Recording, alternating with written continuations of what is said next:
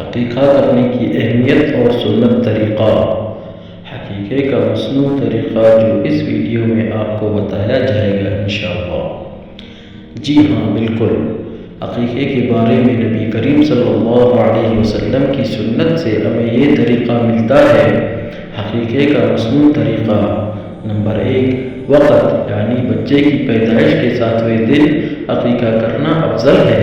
اگر اس دن نہ ہو سکے تو 14ویں یا 21ویں دن بھی کیا جا سکتا ہے۔ نمبر 2، جانور کی تعداد: لڑکا 2 بکرے یا دمبے، عم عمر اور بغیر عیب کے، لڑکی 1 بکرا یا دمبا۔